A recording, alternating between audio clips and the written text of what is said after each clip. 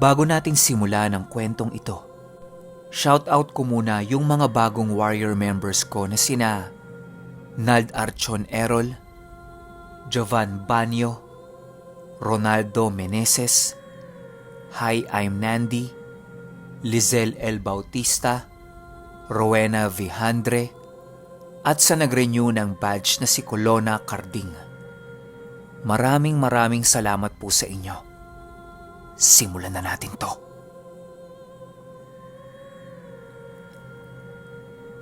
Ang kwentong ito ay hango sa totoong buhay. Karanasan ito ng kuya ng kaibigan ko, si Kuya Jom. Taong 1993, Porac, Pampanga.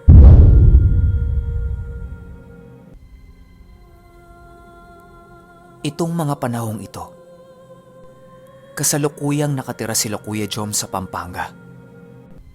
Nakikitira lang sila sa tiyahin nila rito, gawa ng yung mga magulang nila nasa ibang bansa. Sinusustentuhan lang sila ng mga ito para sa mga pangangailangan nila.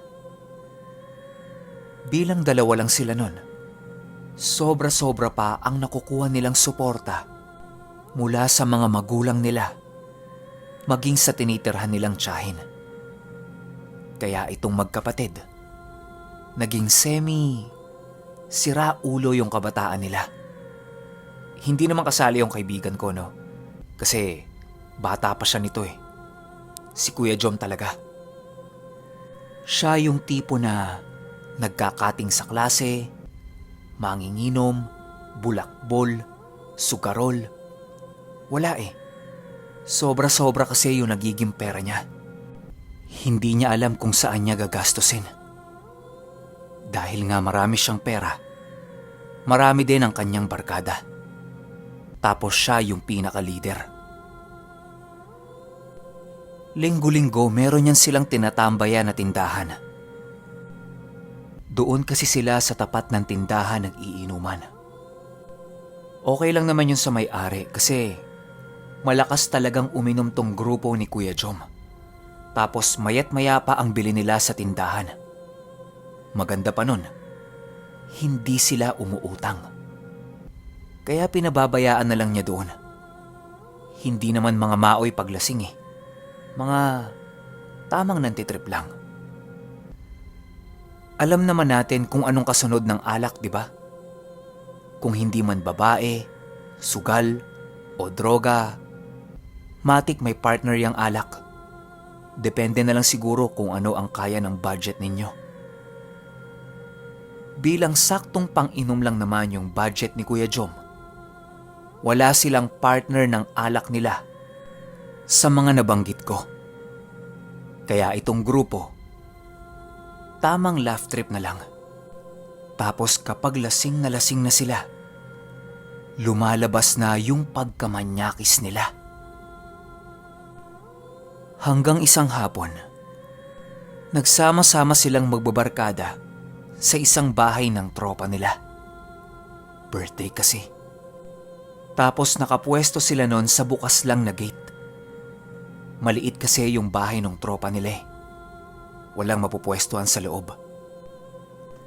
Ang sabi ni Kuya Jom sa kanila, doon na lang sila sa tapat ng tindahan. Nag-set up sila doon ng mahabang lamesa para doon sila mag-iinuman. Nagpaalam naman siya doon sa may-ari. Pumayag naman. Nagsimula silang uminom nun. Mga bandang 1:00 pa lang ng tanghali. Napakainit pa nga nun eh. Panay ang tingin nila sa mga dumadaan. Nang may napansin itong si Kuya Jom na bagong mukha sa kanya. Babae yun. Nawiwirduhan siya kasi yung suot nung babae, kimona. Alam niyo ba yung kimona? Yung sinusuot ni Gabriela Silang? Ganon yung suot niya.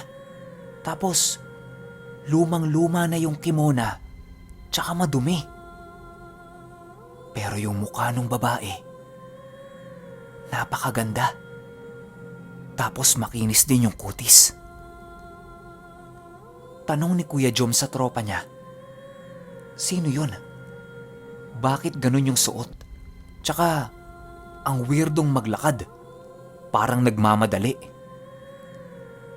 Ang sabi nitong tropa niya sa kanya, mga bagong lipat yon. Sa kabilang kanto lang nakatira. Yung bahay na tinatawag ng mga pamangkin niya na haunted house. Doon sila nakatira. Natawa si Kuya Jom sa sinabi ng tropa niya. Kasi akala niya nagbibiro lang eh. Pero yung mukha ng tropa niya seryoso. Kinulit niya. Ang sabi niya, ang ganda nung babae. Baka pwede nilang diskartehan. Sabi lang ng tropa niya sa kanya, bahala siya sa buhay niya. Gawin niya kung anong gusto niyang gawin. Lumipas pa ang ilang mga oras. Halos lasing na silang lahat. Ayan na. Lumalabas na yung mga totoong ugali. Nag-iingay na, nagtatawanan, asaran, kulitan, pagkamanyak. Maging itong si Kuya Jom, lasing na din. Maya-maya pa, dumaan ulit yung babae sa harapan nila. Tinawag na ni Kuya Jom. Tandang-tanda niya pa yung banat niya doon. Ang sabi niya, "Uy, darling, liga nga." Siyempre natakot yung babae. Lasing siya tapos para siyang lulusubin ni Kuya Jom eh. Nagmadali itong naglakad papalayo sa kanila. Pagbalik nung babae, may mga bitbit na itong plastik. Galing ata ng palengke. Siniko ng tropa niya si Kuya Jom para ituro yung babae. Paglingon ni Kuya Jom, hinarang niya yon. Hindi na siya nakapagpigil eh. Tinatanong niya kung anong pangalan, saan nakatira, ilang taon na. Basta, manyakol na manyakol yung dating ni Kuya Jom nun. Yung babae natataranta na talaga. Tapos nauutal-utal na. Hindi nga maintindihan ni Kuya Jom yung mga sinasabi. Bukod kasi sa uutal-utal ito, ibang lengguwahe din yung ginagamit. Hindi siya sigurado kung Bisaya ba yun o kung anumang salita. Si Kuya Jom para ng baliw. Kinukulit niya pa rin yung babae. Pero hindi naman niya hinahawakan. Hinaharangan niya lang. Maya-maya pa, may tumapik na sa likuran niya. Paglingon ni Kuya Jom, matandang lalaki yun na kukuba-kuba. Tanong ni Kuya Jom, "Uy, ano bang problema mo, tanda?" Nagsasalita din yung matanda pero hindi niya naiintindihan. Hanggang sa inawat na siya ng mga kasama niya kasi parang uupakan ni Kuya Jom yung matanda eh. Kawawa naman yung itsura. Nung nasa lamesa na sila ulit, sumama yung babae doon sa matandang lalaki. Nanatili itong nakatitig sa kanya habang napapansin ni Kuya Jom na inaangat-angat nun yung kamay niya. Hanggang sa naglakad na ito papalayo sa kanila. Matapos ang araw na yon, halos araw-araw bago pumasok itong si Kuya Jom, dinadaanan niya yung bahay ng babae. Hindi niya alam pero pakiramdam niya na in love siya doon. Tapos tuwing nakikita niya ito, palagi niyang banat dito ay, "Uy, hello darling. Uy, ganda ng darling ko ah.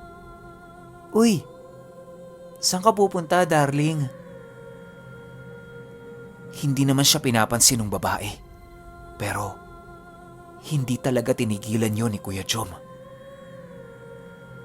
Makalipas ang 2 linggo, hindi na nila nakita pa yung babae. Ultimo yung bahay na tinitirhan nito dati, wala nang nakatira. Dito na nagsimula yung kakaibang nararamdaman ni Kuya Jom. Nagsimula yon sa pananakit ng balikat niya. Yun bang ngalay na ngalay ito? Akala niya napasukan lang ng lamig o nabugbog. Kaya sa manghihilot niya lang ito pinapatingin. Hanggang sa gumapang ng gumapang yung sakit nun. Papunta sa lalamunan niya. Paakyat sa bibig. Dito na siya medyo naalarma. Nagpatingin na siya sa doktor. Tapos unang nakitang resulta nito, mga nana na namumuo sa magkabilang ilalim ng tenga niya. Yun bang kulani? Binigyan siya ng mga gamot para maibsan yung pamamaga at sakit nun. Nung mga naunang araw, medyo okay pa siya. Kaso lang, hindi nawawala yung pamamaga. Tsaka yung paglunok-lunok niya ng laway, sobrang sakit talaga. Hindi na din siya nakikipag-inuman sa mga tropa niya kasi hindi niya talaga kaya yung sakit eh. Nung una nakakapasok pa siya sa school. Pero pagtagal, hindi na niya kinaya. Gada umaapak siya sa lapag. Pakiramdam niya, sinasapak yung magkabilang panga niya. Tapos yung pamamaga nun, sobrang lala na. Ang laki na talaga. Parang may tubig sa loob. O di kaya magang-magang lamang loob. Sa takot ng tiyahin niya, pinakonfine siya nito sa ospital. Tapos ang sabi ng doktor, kailangang operahan yun. Kasi sobrang dami na ng nana sa loob.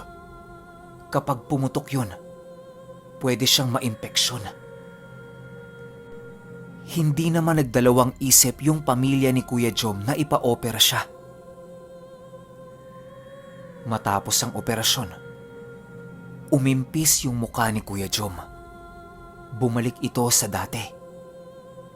Pero, maniwala kayo o hindi, yung sinasabi ng doktor na nana, wala nun ni isang patak. Ang nakuha nila sa magkabilang panga ni Kuya Jom, halos 1.5 litrong burak. Hindi doktor ang nagsabi nito sa kanila. Kasi nga, hindi talaga kapani-paniwalang magkakaburak ka sa loob ng katawan mo, di ba? Yung nurse na kakilala nila ang nagsabi ng lahat ng nangyari sa operating room. At ang payo nito sa kanila, huwag sa ospital dalhin si Kuya Jom. Dapat sa isang albularyo o manggagamot. Eh hindi naman sila naniniwala sa mga albularyo na yan eh. Kaya hindi nila ito pinakinggan. Makalipas pa ang ilang mga linggo, bumalik na naman yung pamamaga sa panga ni Kuya Jom. Pero sa pagkakataong ito, hindi na niya kayang makapagsalita pa. Tuwing ibubuka niya yung bibig niya, umiiyak siya kasi sobrang sakit talaga. Ilang araw na din siyang hindi makakain at hindi makatulog ng maayos. Ang ginawa ng pamilya niya, binalik siya sa ospital. Yun ulit yung sinabi ng doktor sa kanila. Ooperahan siya. Pumayag naman yung tiyahin niya sa gustong mangyari ng doktor. Habang naghihintay sila sa kwarto, pumasok yung kakilala nilang nurse doon. At ang sabi nito sa kanila, dapat sinunod na lang nila yung payo niya. Pag-isipan nilang mabuti habang hindi pa sila nakakapirma sa waiver. Wala namang kakilalang manggagamot yung pamilya. Saan sila pupunta? Ang sabi ng tiyahin niya, wala silang alam na pwedeng puntahang manggagamot. Ang sabi ng nurse, pumunta po kayo sa bahay namin. Walang pagdadalawang isip, umalis kaagad sila sa ospital. Ang kasama ni Kuya Jom nung mga oras na yon, tiyahin niya at kapatid niya, yung kaibigan ko. Buti na lang malapit lang sa ospital yung bahay ng nurse. Pagdating nila doon, wala nang tinanong pa yung matandang lalaki. Pinapasok sila kaagad sa loob ng bahay, tapos pinahiga si Kuya Jom. May mga pausok-pausok itong ginagawa habang nag-uusal-usal. Maya-maya pa, kumuha ito ng boteng walang laman. Tapos panay ang ihip niya sa loob ng bote. Pansin itong kapatid ni Kuya Jom, para itong nanghuhuli ng langaw. Yung kaliwang kamay niya nakahawak sa bote. Tapos yung kanang kamay naman niya, parang may mga hinuhuli-huli sa taas ng katawan ni Kuya Jom. Maya-maya pa, nanginginig na yung katawan ni Kuya Jom. Tapos tumitirik na yung mga mata niya. Salita siya ng salita ng mga hindi maintindihan. Natakot na yung tiyahin niya kasi parang nagdideliryo ni. Ang sabi nito, tama na. Tinitigan siya nung manggagamot. Medyo nasindak yung tiyahin niya, kaya tumahimik na lang ito. Ilang minuto pa ang lumipas. Tumigil sa paggalaw si Kuya Jom. Tapos naririnig nilang humihingal ito. Nagmamadaling kumuha ng tubig yung matanda. Tapos pinainom niya ito. Doon na nagsalita yung matanda. Ang sabi nito sa kanila, biktima si Kuya Jom ng isang kulam at pinadaan ang kulam na yon sa araw-araw na pagbabaon sa kanya ng iba't ibang sakit. Pwedeng pinadaan yon sa pagtapik, sa pagbulong, sa pakikipag-usap, sa inumin, o sa pagkain. Marami pang pwedeng maging dahilan. Tinanong niya si Kuya Jom kung meron ba itong nakaaway. Ang sabi niya, wala naman. Kailangang malaman ng manggagamot yung mga nakakasama niya at nakakausap. Kahit mga pangalan lang nung mga yon. Sinabi ito isa-isa ni Kuya Jom. Pero wala talagang madetect yung manggagamot. Ang sabi niya, kailangan kasing may taong kokonekta sa pinagmumula ng sakit niya para doon niya mahahanap kung sino yung nangulam sa kanya. Kaso lang, wala talaga eh. Kaya ang ginawa ng manggagamot, nilagyan na lang siya ng pangontra sa katawan. Tapos lahat ng sakit niya, inilagay doon sa bote. Hindi niya kasi mahuhuli yung mangkukulam. Masyadong tago ang pagkatao nun. Tsaka magaling, hindi niya rin mapasapi. Matapos yan, may mga bilin itong manggagamot kay Kuya Jom na siya na lang yung nakarinig. Hindi din ito sinabi ni Kuya Jom kahit kanino. Walang nakakaalam kung ano yon. Pero matapos ang parusang inabot niya, unti-unti na siyang nagbago.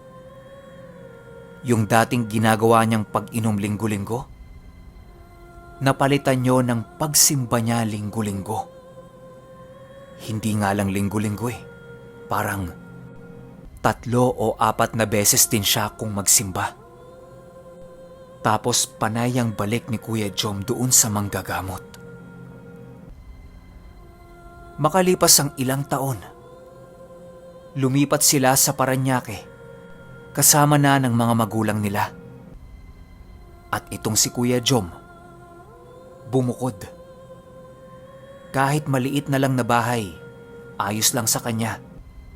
Basta ang importante, kakasya doon yung mga magiging pasyente niya. Magmula noon hanggang ngayon, pinagtatawanan na lang ni Kuya Jom ang naging karanasan niya nung kabataan niya. Akala niya mamamatay na siya noon pero hindi. Meron pa siyang misyon. Ayon sa kanya, tinapik lang siya ng Diyos noon para magising siya at maimulat siya sa mga maling gawain niya. Kung hindi ninyo na itatanong, isa ng sikat na antingero, manggagamot at deboto ng Nazareno itong si Kuya Jom. Ang alam kong magiging reaksyon yung lahat sa naging kwento na to ay, "Uy!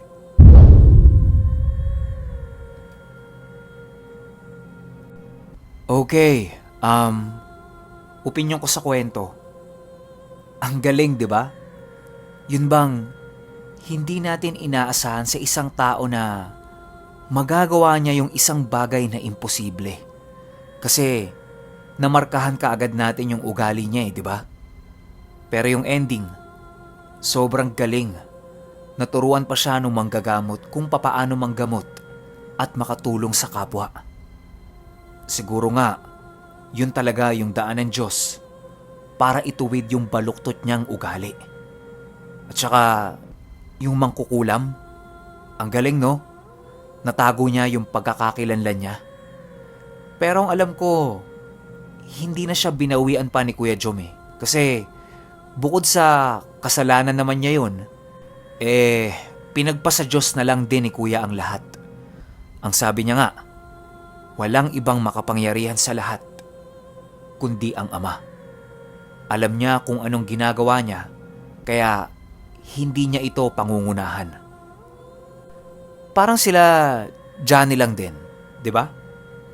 Pero kayo, kung may opinyon kayo sa kwentong ito, i-comment nyo lang sa baba. Yun lang, hanggang sa susunod na kwento. Salamat. Wala tayong tawa dito ngayon kasi last 3 months, kamamatay lang ng mama nila. Nakikiramay kaming lahat sa pamilya ninyo, Kuya. Rest in peace po kay tita.